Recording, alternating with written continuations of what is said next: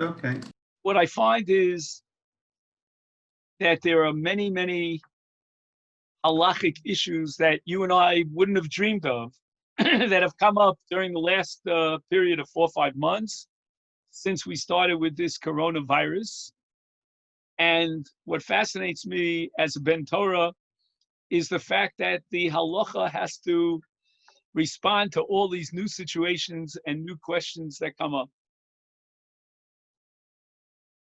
And it just sends a shudder up my spine to become more and more aware of how endless the Torah is, how the principles of the Torah can foresee almost anything in the future, anything down the line.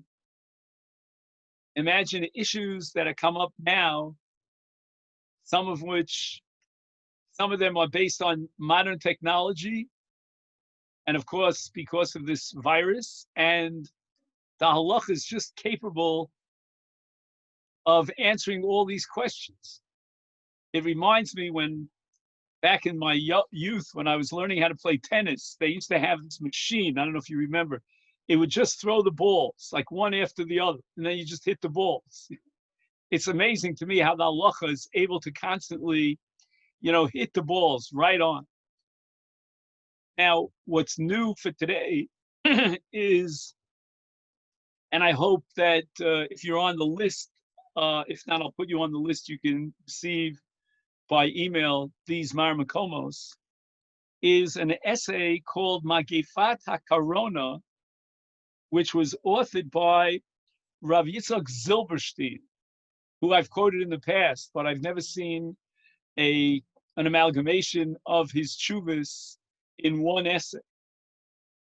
And today, I'd like to focus on 4 pages from this very long kuntras. In addition, and I'll be introducing his questions in just a moment, I would like to mention a new Gilyon, a new edition of Omek HaPshat that just came out a week ago. It's number 273, and hopefully you've received that. And that has to do with answering the phone on Shabbos if you're waiting for the results of a corona test. And we'll see that there are various issues that come up that are a result of knowing the answer to that test, or that examination that you took, and they're very crucial issues. Our friends from Canada will join us in about 15 minutes. They're davening Musaf now for Rosh Chodesh. I'm going to continue with the shir as scheduled. And the shir might go a little bit later today. That's up to you if you can stay on.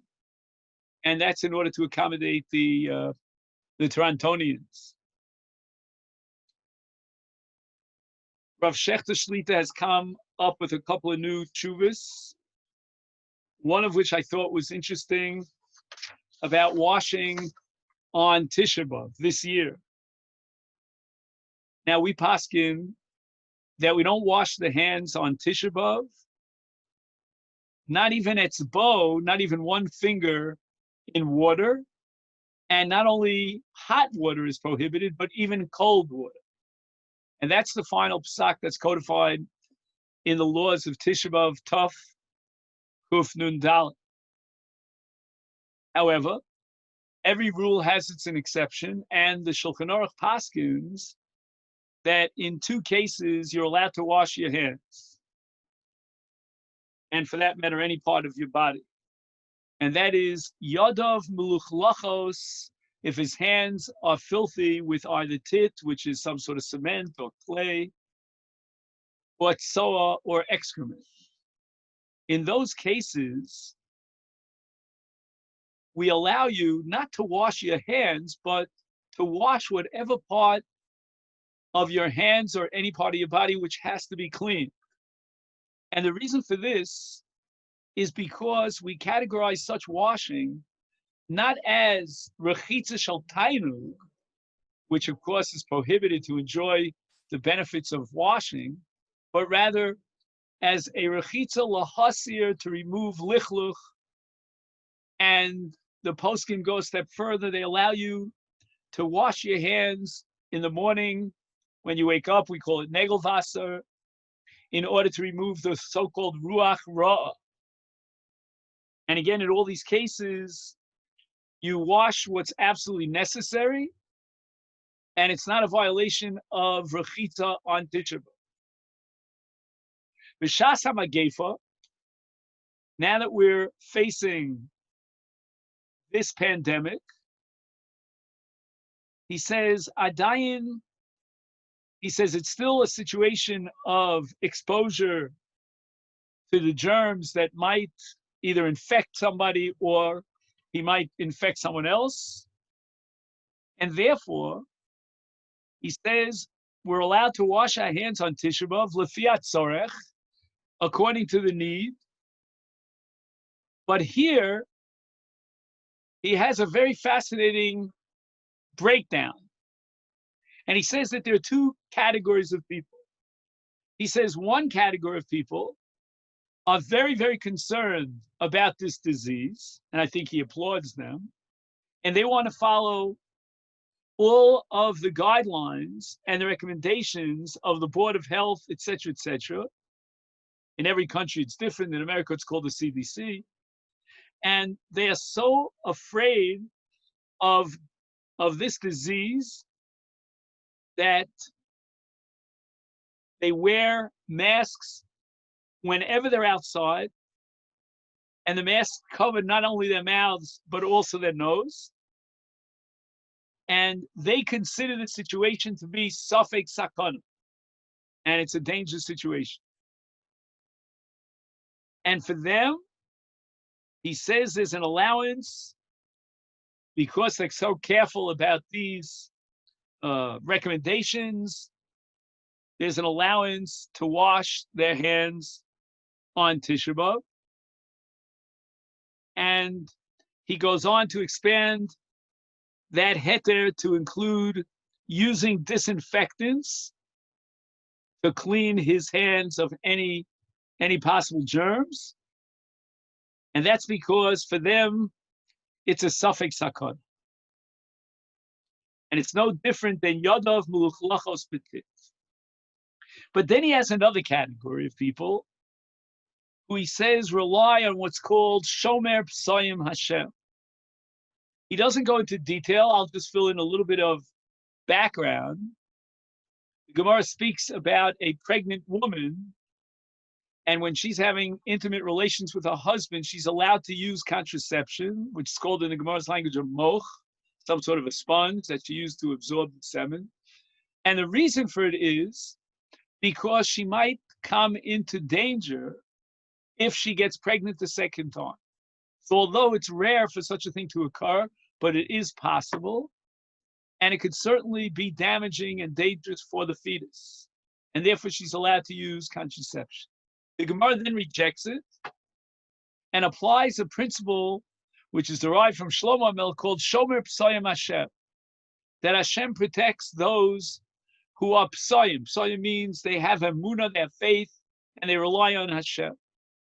So whenever the danger is considered a little bit low statistical probability, then even though the halacha will advocate in favor of taking all precautions, there is a category of people called Shomer Psayim Hashem. And Hashem will watch over these people.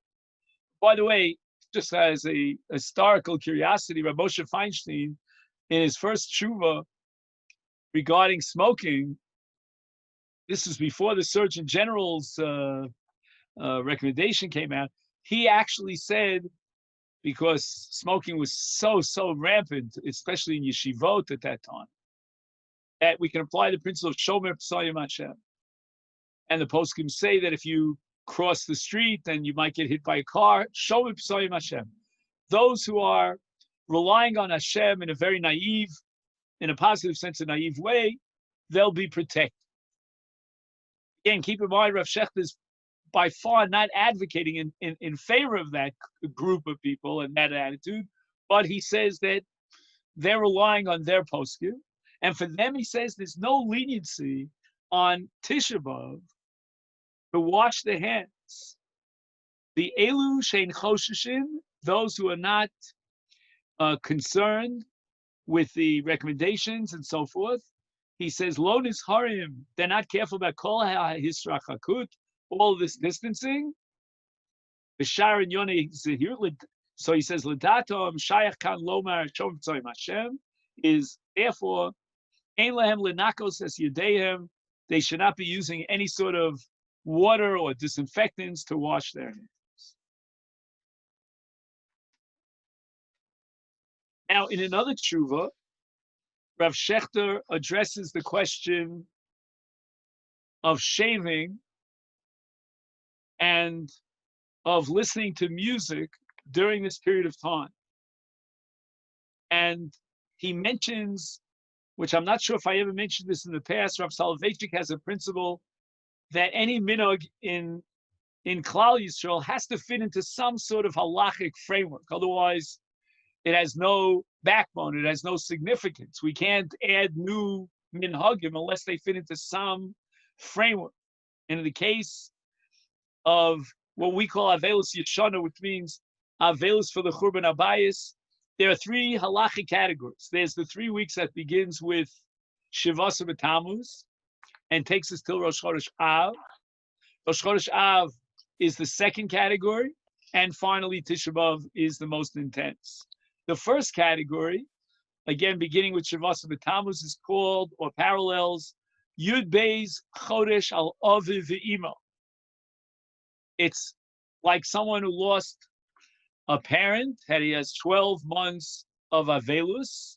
Then we get to Tisha B'Av, the 9 days, or for Sfaradim, it's called Shavua Shachalbo, and that is a more intense stage of Avelus. That's called, or parallels, I should say, a Shloshim period.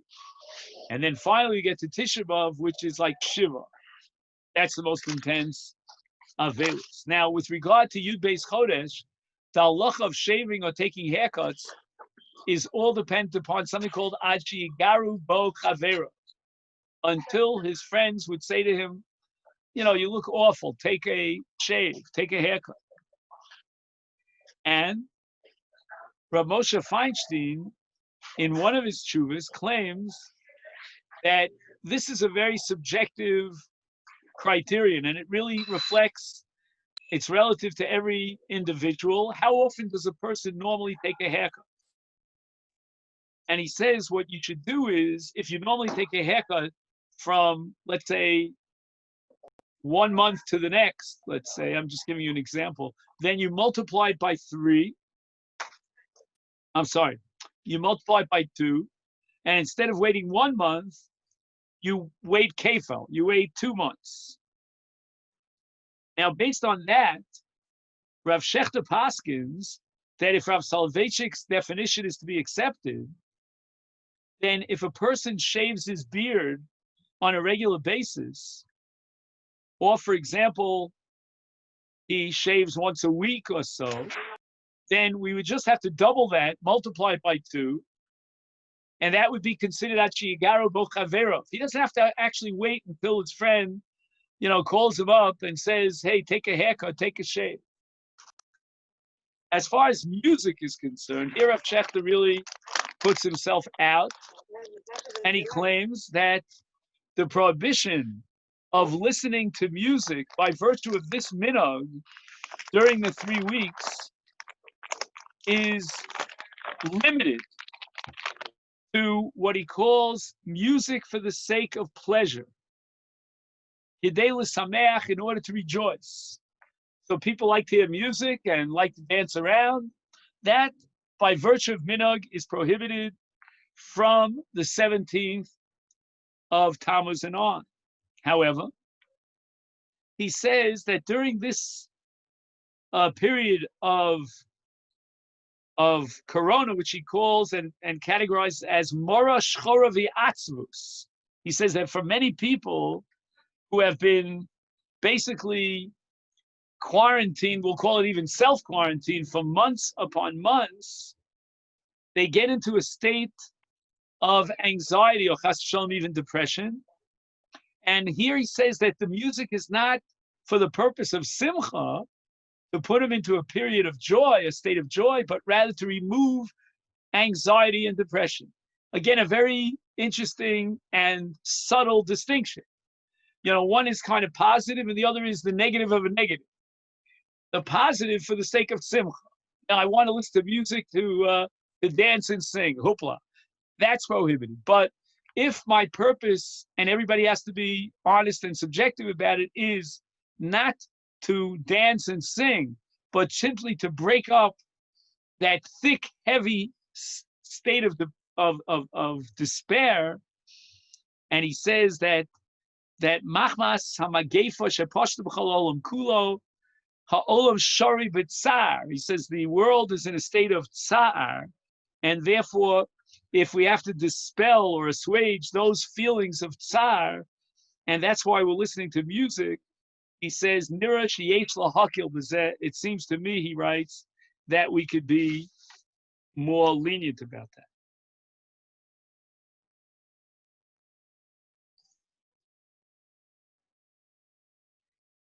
Fine. Now, I don't know if I've mentioned to you, I think I have, but just a very quick review, at least for me, it's always good to review. He's worried about Rosh Hashanah. He thinks that we're going to have to break up into smaller groups in order to facilitate the masses of people, Baruch Hashem, that want to come to daven on Rosh Hashanah, but we have to break up into groups. And not every synagogue has 50 million rooms where you can have different minyanim on Rosh Hashanah going on simultaneously. And therefore, he envisions the need, he says, minyan shal hashkama, one earlier minyan, and that minyan has to daven very quickly because the Rosh Hashanah davening can take 3-4 hours, as you know, and maybe even twice that amount. And therefore, if you have to make way for the next minyan, so he imagines the regular minyan at 9 a.m. So you've got a minyan at 7, and after they clear out, we can start the minyan at 9, and therefore the minyan has 2 hours maximum. So we're going to have to cut it down. So he suggests 3 different ways of cutting down, abridging the Rosh Hashanah davening. And again, this should not be confused with the conservative movement. We're not out here to abridge the davening, but it's a shas adchak, it's a magefa, and we can do it in 3 ways, and maybe A, B plus C. First, he says, to follow the brisker tradition and leave out piyutim. The reason why the Soloveitchiks left out piyutim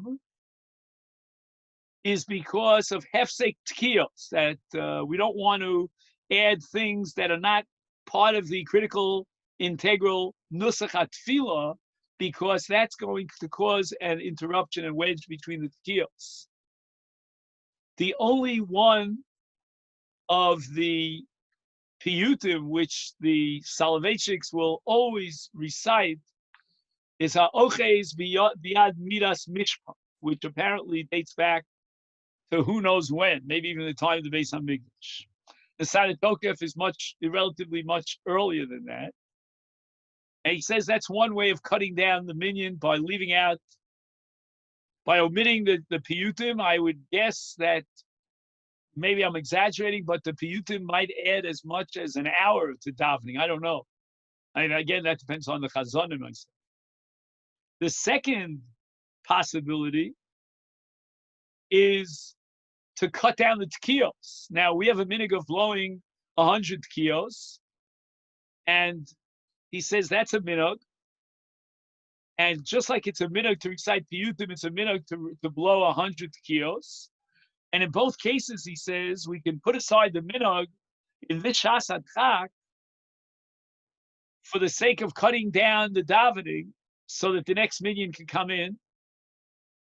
And he says that we basically need 2 sets of tkiyos. That's critical. There are what's called the tkiyos of Miyushav after we recite the brachas. That's before we start Musaf. And that's a group of 30 tkiyos. Then you have another 30 tkiyos that are integrated into the Chazor Sashatz, which are called tkiyos al Seder HaBrachos, and those are critical. So we'll cut down the tkiyos from 100 down to 60.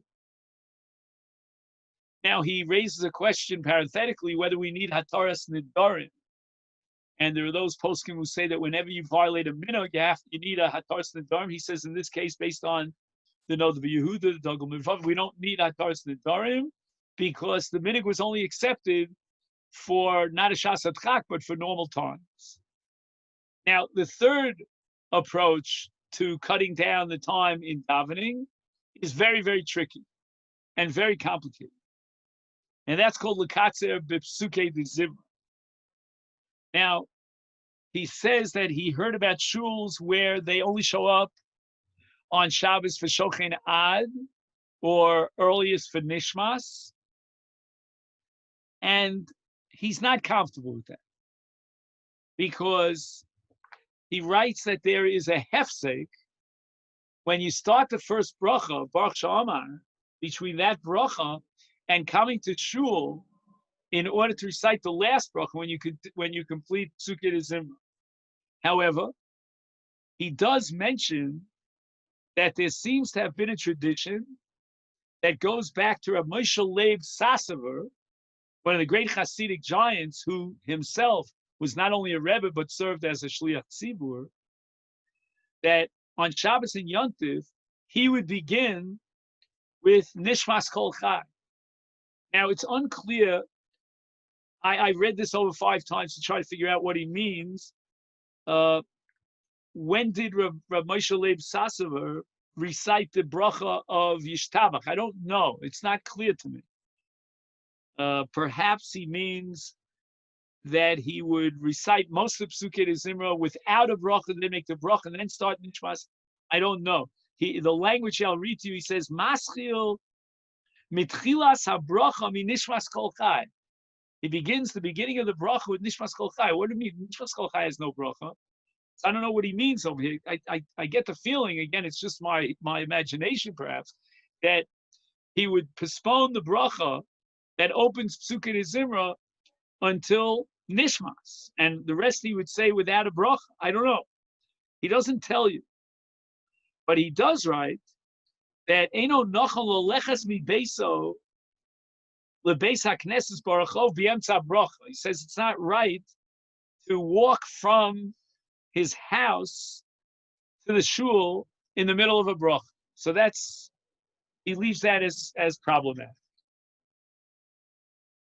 Okay, Rabbosai, I see our first Torontonian has joined us. Joe, I'll wish you a Chodesh Tov. And now I want to get to the meat and potatoes of today's shir. And that is 2 fascinating tshuvas that I found here. And Torah is so broad from Rav Silberstein. And you may know that I'm a big fan of Rav Silberstein. I've quoted him in the past. In this case, I'm very excited about one of his 2 tshuvas. In the other tshuva, I'm a little bit skeptical, but I'll quote both of them.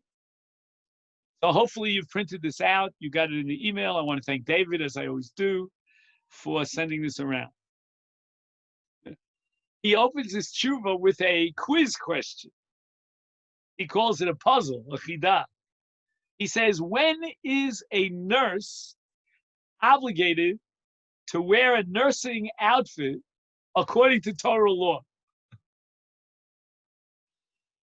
And he says the following. During the height of the epidemic, everything was pikuach nefesh. Every person who was part of the staff, the medical staff, was absolutely critical. And on Shabbos, a nurse, by the way, the word achot could be a male nurse as well. I just have this suspicion, I have no way of knowing this, that he's referring to a female nurse. But in any event, he says that the nurse has to come to the hospital on Shabbos. He calls it ribui hacholim. There are so many ill people. This is certainly clearly pikuach nefesh. He says the hospital has arranged that a non-Jew will pick her up and drive her to the hospital on Shabbos. So far, everything sounds smooth, but there's always a but. according to the strict rules of the health authorities, the driver should be picking up no more than one nurse at a time. However, because of the tremendous, he calls it behala, this overwhelming confusion and urgency of the situation, the driver is picking up, he doesn't tell you exactly how many, but he says, more than one nurse is going to be in this tender, in this car, on the way to the hospital. Now, this particular nurse, oh yeah, I know that it's a female because he writes ochedet in the feminine. She is absolutely freaked out because she thinks that if there's more than a nurse, that severely increases. Again, this is the time, the height of the epidemic. And Shema lote mugenes heitik. She might not be protected in terms of her own health. Without blinking, Rav Zilberstein assumes that the halacha will take into consideration her fear, and we don't poo-poo it at all, because again, according to the strict rules, he should be taking, if things were normal, only one nurse in the car. And he says there's no question that she's allowed and even obligated to drive her own car if that's the only way she could get to the hospital. Again, if they have another driver who's not Jewish, that's a different story. But if there's only one driver available who could take her and he's taking another nurse, and how much more so if there's more than one nurse, she gets into a car and she drives. And now he says that she should make sure to wear her nursing outfit. Why? And he quotes a tshuva from the Chazon Ish, and I've told you many, many times the Chazon Ish was like the powerhouse of psak here in Eretz Yisrael for a long period of decades upon decades. And he paskin about the case of a religious man who, for pikuach nefesh reasons, has to drive to a hospital on Shabbos, that he should wear his talis. And that sounds pretty weird. In other words, I'm about to get into an ambulance or a car on Shabbos, and I should first put on my talis. Why? He says, Kadesha lo yechil Hashem, because people might suspect him of violating the Shabbos. And once they see that he's a religious Jew, he's wearing a talis, they'll know that for sure it's pikuach nefesh. And Rav Zilberstein applies the same logic here to the case of the nurse. She should be wearing her nursing outfit. Once the people see her in the uniform, they'll realize that she's not violating the Shabbos, but she's doing it and driving their own personal car for pikuach nefesh. That itself is a chiddush, which I found exciting. But the next piece in the same tshuva I thought was even more exciting. And he writes the following, that the law requiring special clothes for Shabbos, that I shouldn't be wearing my weekday clothes on Shabbos, or at least one of my articles of clothing that I'm wearing on Shabbos should be different than what I wear during the week. That law is codified in Shulchan Aruch in two different simanim.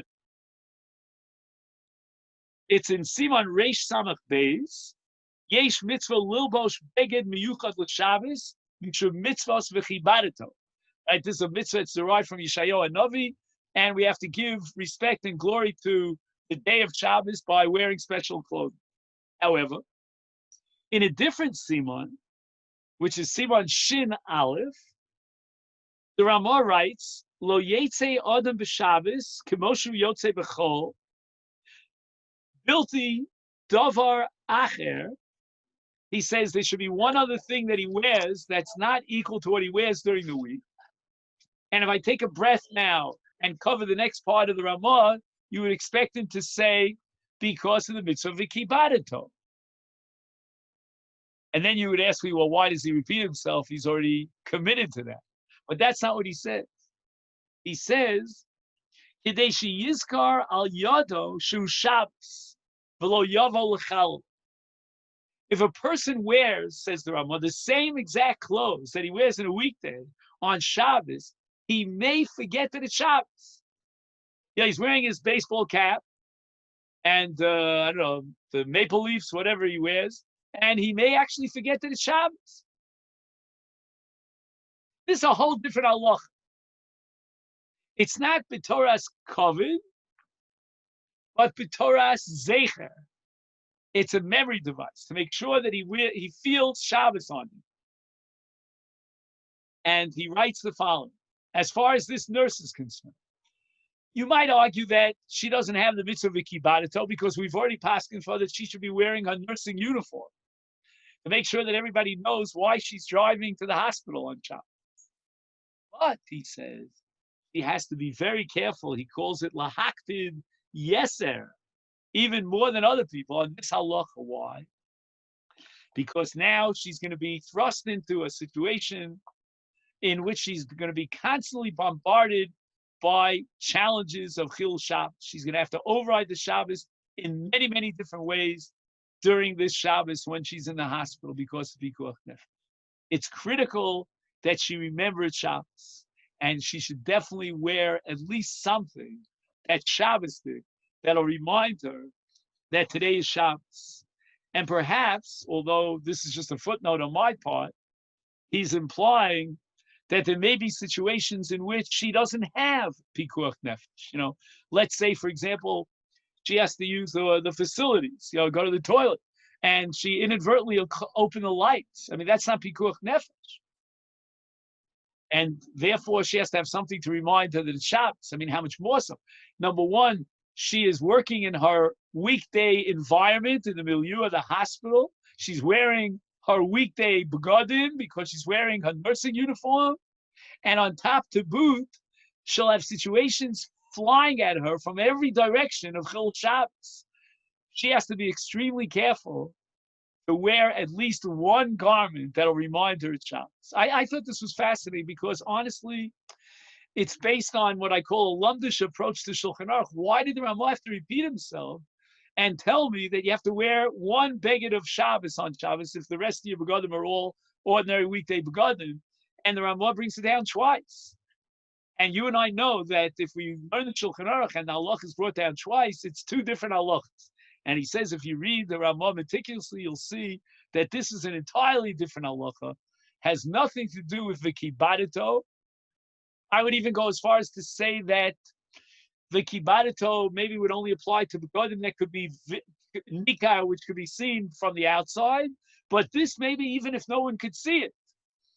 Maybe you're wearing something underneath your jacket, but you see it and no one else sees it. That would be a fulfillment of the other halacha, which the Ramah codifies in Siman Shin Aleph about a zecher to make sure that a person realizes that it's Shabbos. So, well, maybe it's not necessarily just the beged. Would it be anything? In other words, she wears I was thinking, a flag. Maybe she should put a flag that says today is Shabbos. Yeah. I don't know. Or a tie thing, like any kind of simon we have at the table for. Well, not at the table. I mean, she's got to keep it on her body because she's constantly. Yeah, no, I'm saying I'm saying by need. I'm just saying by that kind of stuff. Yeah, oh, you mean like a simon ladom? You mean? Oh, exactly. Yeah. That's a good example of precedent of a simon. Okay, question number 2. Again in Rav Zilberstein. If you have it, it's on page 4. And this takes us from page 4 to page 7. He claims that this is an actual question. Again, I discussed this with my wife, and she says, come on, this couldn't be. This was just made up for the tshuva. But the language is, Sheilashit ora b'tkufas hakorona. Ma'aseh shahoya. He gives names of Reuven and Shimon. I don't think those names are accurate, but he's telling us that the story actually happened. Reuven and Shimon live in a community where there's no local moed, very far away from the nearest moed. You could imagine certain countries in Europe or other small islands where there are Jews, but they're very far from Israel or wherever it might be where they can get a moed. And Reuven's wife gives birth on a Tuesday. Keep in mind, on a Tuesday. There are no allowances for airline companies to fly anyone into the country, and certainly not a Moab. So when Ruvain, he's so thrilled that his wife gave birth, he's so excited about the bris milah, he contacts a few possible Moalim who under normal conditions would make the trek. He pays for it, they make the trek. They all refuse. They say, look, there's nothing we can do. Then he finds out, again, it sounds like a made-up story, but he says it happened, that Shimon, who lives in that same small Jewish community, far-flung, far away, Shimon's wife gave birth on Monday, just the day before. The difference being that Shimon is a multi-millionaire. I mean, that's just my language. And he can afford a private plane to bring a Moel in. So Ruvain contacts Shimon, and after wishing him a great mazel tov, he says, would you mind if the Moel would stay another 24 hours or whatever it is, or maybe even less, overnight, so that the following day, on Tuesday, he can kill a second bird with this one trip and circumcise my son. Well, guess what? Every Moel that they contacted was so overwhelmed that they were willing to get on a private jet, do the milah, and get back on the jet. No time to waste. So now Ruvain turns to Shimon and he begs him, is there any way that you would be willing to postpone the bris by one day from Monday to Tuesday? Now keep in mind, Rabbosai, you can never have a bris before the 8th day. It's meaningless. But you could have a bris beyond the 8th day. You are missing the special status. For those who are learning Daf Yomi, you'll know what I'm talking about. These are the sugyas we're learning called Milah Bismana. Ruvain asks Shimon, would you be willing to forego on Milah Bismana for the sake of my son's Milah? Now, again, in a certain sense, Ruvain gains more than he loses because he's going to get a Milah Bismana on that Tuesday. But that's not what he's trying to do. He's not trying to undermine Shimon's position here and remove Shimon's mitzvah. Shimon contacts Rav Zilberstein and asks him, what should I do? I can't afford, even though he's a multimillionaire, I can't afford bringing in another Moel for my friend Ruvain on Tuesday. So I'm only going to bring in one Moel. Do I have the obligation to forego the mitzvah of Milah Bismana for the sake of Ruvain's Milah? Meaning, otherwise we're going to have to wait who knows how long. I'm guessing, again, please, I shouldn't be posei apel l'satan, but I have a suspicion in my bones that Ruvain's son is still not Gemalt, because the situation with flying is, as you know, is very, very tight, very complicated. And you gave out the answer. What? You gave out the answer. You gave away the answer. Oh, okay. So Rav Zilberstein says the following, that this question came up in another context. In fact, it came up in a very, very interesting way in the case of the mitzvah of Tefillin. A tourist, a Jewish tourist, came to the Soviet Union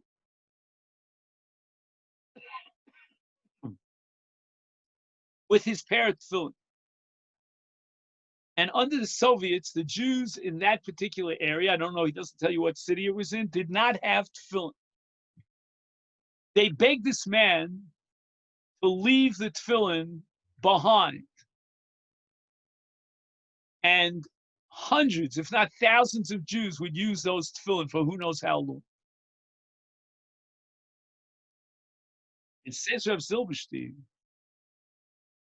that although this Jewish tourist, so to speak, who visited Russia, visited the Soviet Union event, was willing to leave his tefillin behind, so it was not a financial issue or any of that, he told the Rav, and this Shaila came to Rav Zilberstein, that he would miss 1 day of tefillin. Meaning, because of the travel and getting back home, there would be no way that he could get tefillin on the next day. So he'd be leaving his tefillin behind in the Soviet Union for the benefit of all those Jews. And he would miss 1 day of tefillin. Now, whenever I read a tshuva, I sort of try to invoke what I call my own intuitive sense before I look at the answer. And here I had a machlokas with my wife. She thought, no way, no how. He doesn't have to give up his tefillin. And I thought, no way, no how. He has to give up his tefillin. She was right and I was wrong. And this is an example of the halachic mind that's not necessarily intuitive. Why should I not give up 1 day of tefillin for so many Jews to wear tefillin on a long basis? I mean, just intuitively, it didn't make sense to me. The halacha is v'ahavta l'recha kamocha. Just give me 1 minute, Joe. Comes along Rav Zilberstein, and he writes a tshuva that he should not leave his tefillin behind. And he bases himself on 2 principles. One principle is the famous Gemara in Masechta Bava Metzia about 2 people going in the desert, and Rabbi Akiva codifies the halacha of Chayecha Kodman. And the second principle is that he, the tourist who has tefillin, he's obligated in tefillin. The Jews in the Soviet Union are not obligated in tefillin because they don't have tefillin. And when he combines A plus B, he comes to the conclusion that not only is this Jew exempt from giving his tefillin over to the community, he's not even allowed to do so because he is obligated in tefillin and he has to wear his tefillin. And in my mind, this was a profound example of halacha being what I call counterintuitive. Halacha works with principles. And many people who, and in this case, I would have to describe myself as one of those, are ignorant of the nuances of halacha and the principles by which it operates, and they come to conclusions, they paskin for themselves. They wouldn't even call up a rabbi to ask the shaila.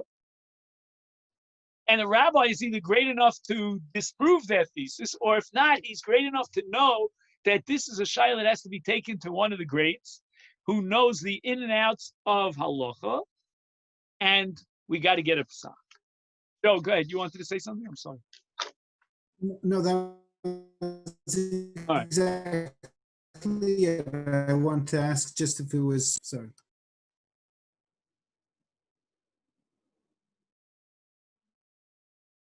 Anyway, let me just say the following. In his tshuva, Rav Zilberstein refers to a Mishnah Brura.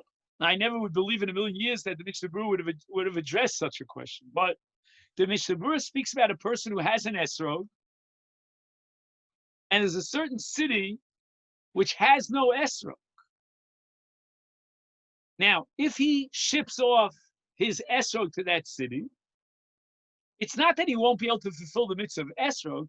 He'll be yotze with what's called the esrog of the kahal.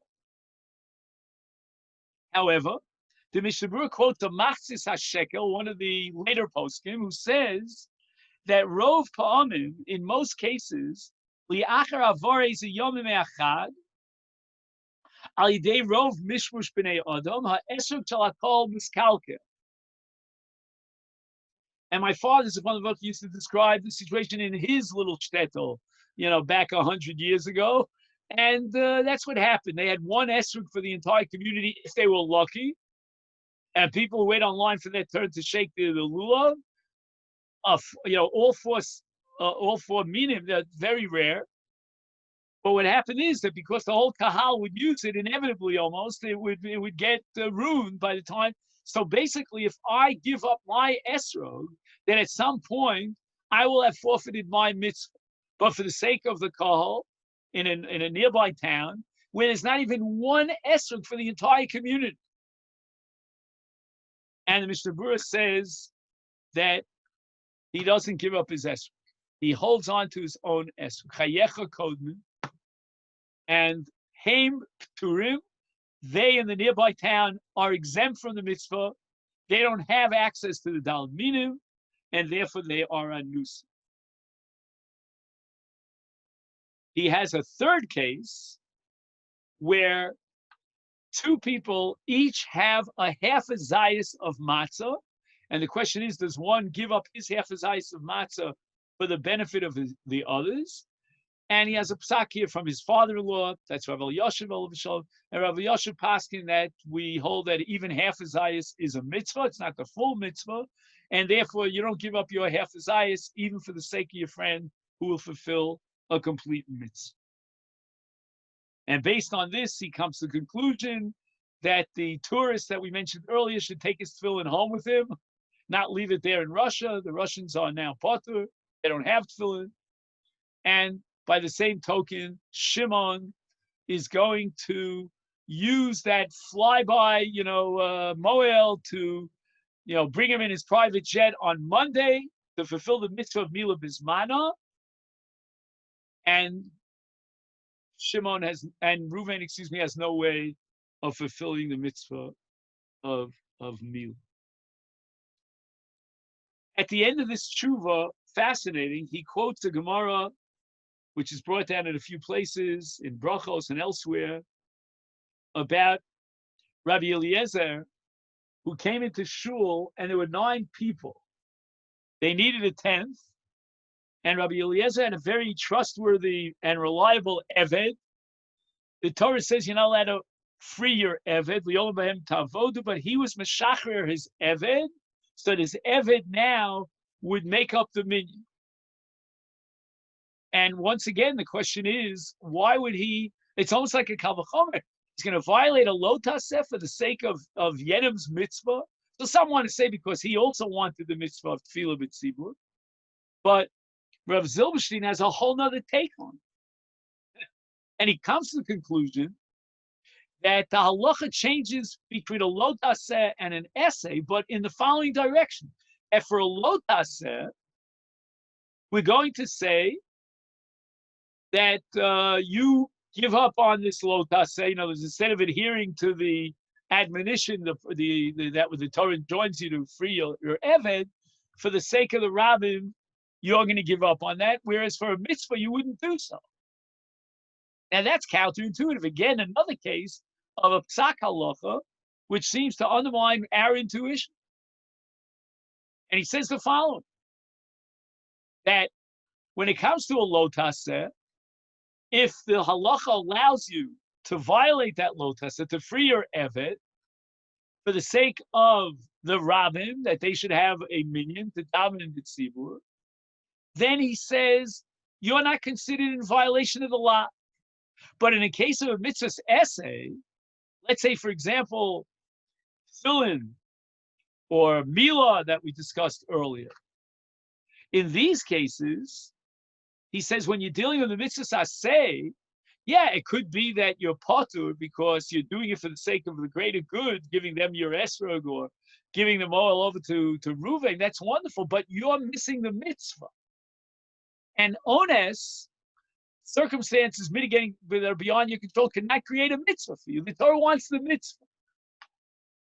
And it reminds me of Esei Dochalosa, that from a certain perspective, again, this is very complicated, very profound, an essay is more powerful and trumps a lo taseh. And therefore, in the cases that we mentioned of Tefillin and esrog, where we're dealing with an essay, there you're not going to give up your essay for the sake of someone else's essay, even if it's many, many people, because you're obligated in the essay. And even if we could come up with some sort of svara to exempt you under these circumstances, but nevertheless you will not have the essay. The Torah wants you to have the essay. In the case of Rebbe Lazar with the, freeing his eved, that's a lo taseh. And the Torah says that you have not violated the lo taseh. Now, if you have the Omek HaPshat, which again, I want to thank David for circulating that. And we mentioned at the outset that we would talk about number 273, which is last week's edition of Omek Hapshat. And this week's edition is supposed to come out today, but I don't have access to that. He wants to know if you're allowed to answer the phone on Shabbos when you took a test for Corona and the Board of Health or whoever it is, here it's MADA, it's Kupat Cholim, or it's the Mishrad Habriyut, whatever it is, they're calling you to give you the results of the test. Now it's interesting. He says that the powers at large will not call you if they know that you're a Shomer Shabbat, unless the results are positive. So to call you up and tell you that it's negative, they'll wait till after Shabbos. It's very interesting. That's a reality I was unfamiliar with. But if you're positive, you tested positive, they will call you on Shabbos. Now, the purpose of their calling you on Shabbos is twofold. Number one, to notify you that you are infected. And number two, to find out and drill you as to who could have possibly had contact with you over a certain period of time. More recently, let's say, again, it's complicated because it depends whether you had symptoms, you didn't have symptoms, but anyway, to make sure that we can track down those who have to go into bidud and they have to be quarantined. Now, you might ask me, how do I know who's calling on the phone? But I went through this because, I had Corona. I'm one of those guys who had Corona. I didn't have any symptoms, but I'm in a group of about like 25,000 people here in this country, so it's not so rare. And I knew exactly who was calling me and when. I mean, you saw it on the number. So now two things. The phone is ringing on Shabbos. There are a whole bunch of malachas that you might be violating if you answer the phone. And even if you have automatic answer service, it could be that speaking into the phone is itself a violation of Shabbos. That's complicated. You know that they're calling you, and they're calling you to notify you that you are positive, that you tested positive. Should you answer the phone? And again, he has 4 pages on this. He begins with Rabbi Yitzchak Zilberstein, our favorite Rabbi Yitzchak Zilberstein, who paskins that he should answer the phone b'shinui. And he has a little picture here, a little diagram of how he lifts up the phone with 2 hands backwards and so forth and so on. All right, you'll figure out how to do it b'shinui. And he quotes Rav Yitzchak Yosef, right? That's the chief rabbi for the Sfaradim, the son of Rav Adi Yosef, who says that Adam shenilkacha mimenu b'dikas dam lekorona chala olav chova leo zamin b'Shabbos v'lanos b'telefon b'shinu. So he's required, once he took the test, to be available to pick up the phone when they call him. If they call him, hopefully they won't call him, and he should pick up the phone b'shinu. Rav Zilberstein goes a step further, and he writes al cholela note al kol hashelot shishaluhu, and he points out that sometimes they call you twice.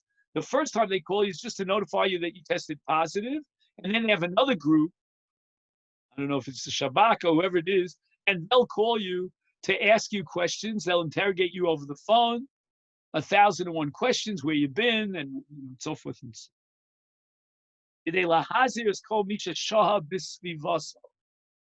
To make sure that anyone else who came in contact with you, if you tested positive, would have to be very, very careful and go into quarantine. Then Rav Zilberstein has a whole discussion about what we call here in Israel, Gal Sheni, Baruch Hashem in Canada and in Australia. You don't know what this is all about. You've probably heard about it and read about it, but we have another wave here in Israel. And the numbers are incredibly high. Thank God, I think there are perhaps less, at least percentage-wise, less critical patients. I don't know, not sure. But there are plenty of critical patients, and the death rate has gone up. We're way beyond 400. When I remember when my wife went to America, she was at her father's funeral, At that time, they were talking 200, 220. Now they're past 400. He writes that in the Gal HaSheni, this psak is even more binding than it was in the first round. And if he doesn't participate by answering the phone, alul ligrom me'ot me'tiv. I mean, he really gets dramatic here, that he, by not answering the phone, he may cause the death of hundreds of people. I find that a little bit of a hyperbole, but that's what he says. He says, Kol malacha shosa b'mos hachol karagil. Any malacha that he would have to do during the weekday, he does it b'Shabbos b'shinu. So that's one school of thought. Now, against this school of thought that's represented by, in the Sephardic world, Rav Yitzchak Yosef, in the Ashkenazic world by Rav Yitzchak Zilberstein, the two Yitzchaks, we'll call them, we have a whole cadre of poskim who tell you not to answer the phone. Now, let me be honest with you. Again, you know, I told you I like to cover the page and come up with what I think might guess the answer. I can't begin to understand why this man has to know on Shabbos that he tested positive. What would be tragic if he finds out after Shabbos? He's anyway in bidud. By definition, anyone who takes a test for corona is a suspect that he may have come down with corona. And the rules here, the laws here are absolutely binding and very strict that he has to be quarantined. So what nuance of a difference does it make whether he finds out at 12 p.m. on Shabbos afternoon or at 12 midnight on Motzi Shabbos that he's that he has tested positive? So let me just read you one line from the Osrim, which again, if you happen to have the pages, it's page 2. And it's on the right side, and it's number 2. And he writes in the name of Shmuel Eliezer Stern, one of the Avos Bezdin of the Batei Orah, Osir Lanos L'Telephone, L'Kabbalat HaTotzot B'Shabbat, Kevon, Shehu Arei Nimtza B'Didud B'Chol Ofen. He is in a state of quarantine in any event. So why does he have to know? But that's only half the story. As we said before, we have to track down those people who may have come in contact with him and notify them that they have to go into quarantine. So he writes the following, and I'm begging you to help me with this because I can't figure it out. He says, and if you're talking about anyone who may have been in close contact with you, we'll use the word you here, why can't he just tell him after Shabbos? Here I'm lost. I can't begin to understand what he means. What do you mean you'll notify him after Shabbos? 12 hours or maybe 24 hours will go by, and this fellow who may have davened with you in shul just a few days ago, he may have hugged you and kissed you. I don't know. I mean, again, there's social distancing, but not everyone. You know, we had Shomer P'sayim Hashem at the beginning. This before you joined me from Toronto. There may be a ton of people out there who have to know now that they may have gotten infected by you if you're the one who infected positive. What does he mean when he says "Uklapi misha haya b'svivaso"?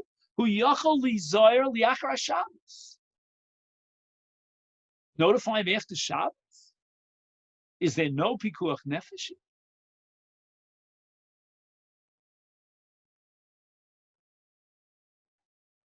I came up with a theory, because again, all I have is this one line in front of me, that goes the following. Your obligation, if you tested positive, is not to run around, take the next, but we don't have too much public transportation. You have to take the next, cab and and run around looking for all your friends and so forth. So you're in B'didut and you'll stay in B'didut. Yeah, but your obligation is to pick up the phone and notify the powers to be. The authorities will run around trying to track down these people. Maybe they'll, travel to the shuls or wherever they'll go, make announcements. And we got to stop this Magefa as best as we can and as soon as we can. So I was thinking the following.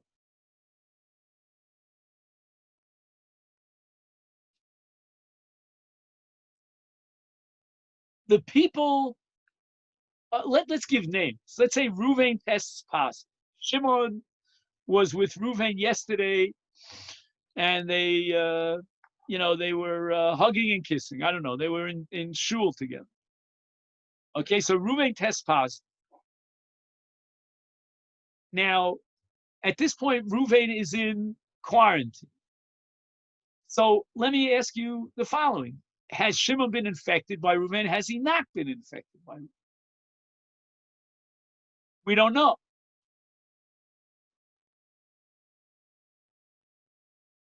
Now, if he has been infected, then he'll find out tonight after Shabbos that he has to go for a test to find out whether he was infected.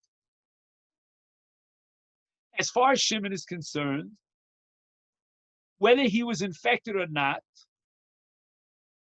Ape Atzmo, it makes no difference whether he knows today on Shabbos or he'll find out tonight after Shabbos, meaning his knowledge of the fact that he has to be tested to determine whether he may have been affected by Reuven is not urgent, meaning there's no difference to whether he finds that out on Shabbos or Motzi Shabbos. Now we get to the next point.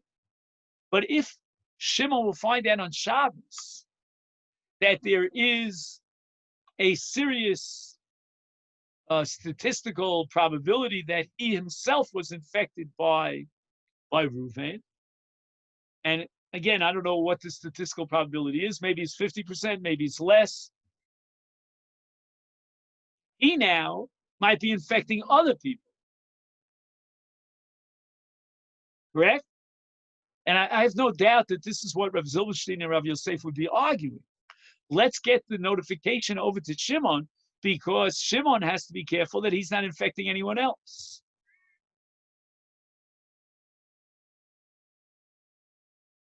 So let me ask you another question.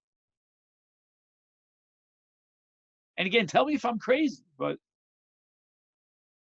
Shimon was in contact with Levi.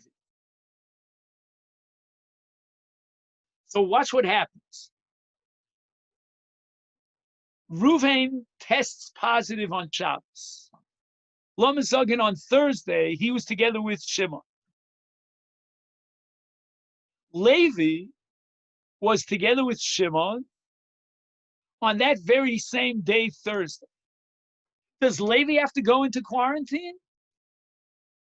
Yeah, I'm just going to joke and say that this is what's called in halacha, I don't mean this seriously, not bar not, if you're familiar, right?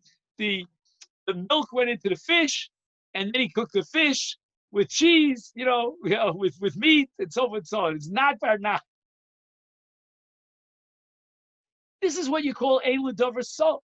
Now, again, I may be totally wrong in my premise, but I think that Levi does not have to go into b'didut. Shimon has to go into b'didut because he came in close contact with an infected corona patient. Shimon might be well-meaning if he would notify some of his other friends, but I don't even think he has to do that. I think Shimon just has to get himself tested. Now, if Shimon tests positive, then we go into high gear. And we have to figure out who is in contact with Shimon from the earliest date that he may have contracted this disease. But it doesn't seem to me, and tell me please if I'm wrong, that because Shimon has to be quarantined, he was in contact with Reuven, that Levi has to be in quarantine. So that the only relevance to Shimon finding out that Reuven tested positive is to guarantee, A, that Shimon will go into quarantine, and that Shimon, will be tested to find out if he tests positive. None of that is pikuach nefesh. Why? Because as far as Shimon's own personal status is concerned, what difference does it make if he finds out on Shabbos or after Shabbos? He just needs to be tested. Ella what? Shimon may have contact with Levi, etc., etc. That's not called pikuach nefesh. Because if it were called pikuach nefesh, then the entire state of Israel, and some are advocating, should go into bidud, because everybody got in contact with everybody at some point. I don't know if you could ever get to a point in which you could say, well, we had no contact. I mean, again, it's theoretically possible because everybody is in quarantine, self-quarantine. That's the best I can do over here. In any event, if you have this page, which is again page 2, and you could fast forward to the top of the second column, he quotes Rav Sariel Rosenberg and other Gedolei Hora who came to the same conclusion as Rav Stern. Osir lanos the telephone, you're not allowed to answer the phone on Shabbos to get the results of the test. And he says that since they will only call you on Shabbos if they know, since they know you're a Sabbath observer, they will only call you on Shabbos if you tested positive. Nimtza sheberega, this is line 2 on the left column. Sheberega sheroeh shemachagim elav b'Shabbos.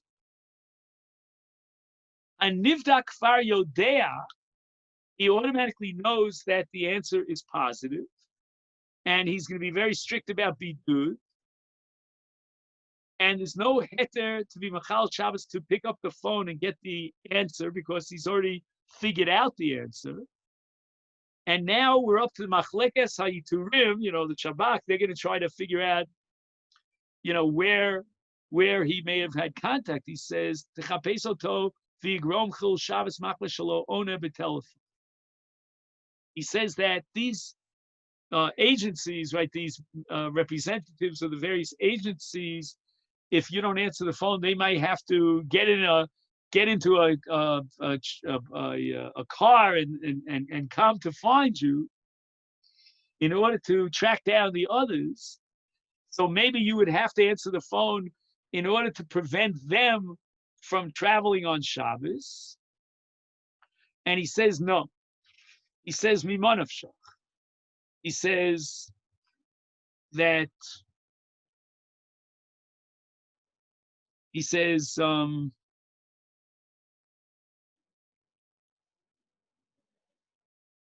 That if, let's just see if I can work this out. If the situation is such that this person who's being sent by the authorities to track you down on Shabbos, if he is fulfilling his obligation of pikuach nefesh, because he may prevent someone from being infected by this virus, then he's not going to be violating Shabbos at all. So what do you care if he's going to come and drive to your house? If, on the other hand, he's a person who couldn't care less about Shabbos, then you don't have to violate the Shabbos for the sake of preventing someone who decides that he will violate the Shabbos. So again, we don't know how to define that, automobile trip of this person who represents the health authorities. We don't know whether to call that pikuach nefesh or not. But no matter how you slice the cake, that's not your problem, Mr. Reuven. Why? Because if it's pikuach nefesh, and somehow they can limit, the spread of this disease by coming to get you and track you down, so then let them do that. I mean, you're not in any way causing any chil Shabbos. And if, on the other hand, this is not a a situation where the halacha would justify this trip, but nevertheless, this person who is appointed by, the authorities to drive and track you down, he's going to violate the Shabbos, then that's his problem. You don't have to violate the Shabbos by answering the phone in order to prevent him from violating the Shabbos. Now, we ran out of time, so we're going to have to end, but I just want to say, in summarizing, that this is a really thick, heavy kind of question. I'll just very quickly, in order to wrap this up, read to you or summarize very quickly on the last page. He says that what comes out of our discussion is that answering the phone on Shabbos entails a number of different prohibitions, some of which are electricity issues, others are muktzah issues. And even if it's an automatic answering service, the dibur itself might be an issue. And nechleku poskei zmaneinu. There's a major controversy amongst the poskim in our time. The matirim say that you have to answer the phone, and you have to get the results of your test, and you have to answer all the questions that it will ask you. It's a pikuach nefesh situation, and it's a sakana for thousands of people, and you should answer the phone with a shinu. Another school of thought that says you're not allowed to answer the phone on Shabbos. Now, you should know already that the results are positive because you got that, that phone call. You don't have to answer the phone to know that you're positive. And the fact that you might cause Chil Shabbos because of the shliach that's going to be sent to track you down, he says, you're not the one who caused him to violate the Shabbos. He made that decision on his own. And if it's pikuach nefesh, then enochinami, you certainly didn't cause him to violate the Shabbos. He ends this by discussing a chole, a person who doesn't feel well, and he wants to know whether or not he should answer the phone in order to try to speak to some authority from the health department, from the health authorities, to find out if he has to go to the hospital. Meaning, are his symptoms severe enough or indicative enough that he should go to the hospital? He says, according to the poskim who are matir answering the phone with a shinui in order to get the results of the test, then likewise, he would answer the phone on Shabbos to find out whether he has to go to the hospital. And in all cases, if he's violating the Shabbos because of this possible pikuach nefesh, then he has 4 possible ways of implementing this Chil Shabbos in the following order. First is Amir L'Nochri, if he could tell a guy to do it for him. Secondly is Amir L'Katan, and he says, I prefer that the Katan is not your son because you have to raise him. Third is a Malacha B'Shinui, and, like we said before, he should figure out how to do a Shinui. He has a couple of possibilities here with different diagrams. And number 4, 2 people should pick up the phone simultaneously. That's called Shnayim Shasu. Now, let me just say a few words about next time. Next week is Erev Tisha B'Av. Am I correct about that? If anybody could shake their head and just affirm that next week on Wednesday is Erev Tisha B'Av. I don't hear any answers. David, am I right that next Wednesday is Erev Tisha B'Av? Yes. Yeah, it is. All right. So let's make up to meet 2 weeks from today. Yeah. Erev Tisha B'Av is a little bit problematic. But it's And also to learn to pass with correct. you. And I'm having such a good time with these childless that it probably is also, even though again, these are tragic issues. But now I have a number of possibilities for the next meeting. So let's be in touch. One of them, again, is I'd like to get back to the monetary issues, with cancellations and so forth and so on. But I need to get your feedback. Those are complicated issues of Choshen Mishpat. They tickle my brain and give me a chance to review some of the basics of Bava Metzia and Choshen Mishpat. If you cancel the order for catering and whether you have to pay tuitions and if you put down money. So I need your feedback on that. Yeah. Okay, then? I have a question. Yeah, please. So you said about the freeing the slave, right?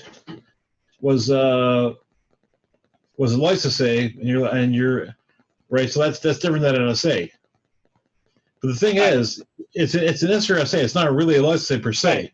It's an Isra essay. It's even a little less severe than a los essay. But if the prohibition is to free a slave, then under these conditions, if the halacha is more lenient for the sake of tefillah b'tzibur and so forth, then it's not considered that you violated the Isra of freeing your slave. But in the case of an essay, and this is again a big chiddush for me, the thrust of the essay is that you should have the essay. You should, the fact that we exempt you from the essay, that doesn't mean that you fulfilled the essay. And the will of the Torah, which is inherent in the essay, is that you fulfill the essay. And that puts the essay on a higher level than the los essay. But the thing is, you're in a sense being over la'olam b'hem tavodu. You're giving up on that essay by doing it. David, you're right. But what we have to assume is that if in the ultimate shikul and the weighing of the positive, if the halacha tells you that in this case you're not considered violating the law, then what's happening is that you haven't in any way undermined the will of the Torah, the will of God as it personifies itself in the Torah. Mashenkin, in the case of an essay, the Torah really wants that essay to be fulfilled. Again, it's a svara. You have to think it over. I'm just, you have the sheet, so you can print it out. Again, I would encourage anyone who has this possibility to collect the sheets over the course of all our meetings and put them all into one klaser, as we call it here, some one kind of a loose leaf notebook, because it's really fascinating. My son tells me that they just recently published a book, a sefer of 300 or 250 pages, that somebody collected all the tshuvas on Corona, not all the tshuvas, but a whole bunch of tshuvas on Corona. I'm hoping if I can get my hands on the sefer. My son tells me that they're selling it outside the Mir Yeshiva. He was able to flip through the table of contents, and one of the issues that they're dealing with, which is an issue in Hilchos Tefillah, is absolutely fascinating for those who are learning Daf Yomi, because they want to know about a mechitza that's not a mechitza. What does that mean, it's not a mechitza? We have certain imaginary mechitzas that you can't even see them with the naked eye. We have something called Paris Murubala Omed, and we have different cases of Godachas mechitzas. I'm not going to go into all the details. Now, the question is, he needs the mechitza for something, but it's going to mess him up as far as getting a minyan together, because then there are 5 people on one side of the mechitza and 5 people on the other side of the mechitza. Now, this is a famous sugi of migu. Migu means that once I establish something as a mechitza, then it has the status of a mechitza. Do I have the right to say, well, I only had in mind that this should be a mechitza for X, but not for Y? I mean, very fascinating issue in Hilchos Tefillah. He says it's very relevant to sukkah, because you can have a mechitza in sukkah that's an imaginary mechitza, and it will be machshir your sukkah. So now you can eat in that sukkah and be yotzei the mitzvah of sukkah. But once I recognize that mechitza, if I have people inside the sukkah and people outside the sukkah, they're separated by a partition. They cannot integrate into one tzibur. very fascinating, profound halachic issue. Okay, then I'm going to thank you all for coming, and we should hear good news. Oh, by the way, I just wanted to share the good news in our family is that our baby, that's Nava Tehila, just gave birth yesterday to our second child, a baby boy. So we have a bris coming up this Monday. Again, exactly how we're going to organize the bris in these conditions. Some of the shilas about bris that we discussed will come up right here on our porch.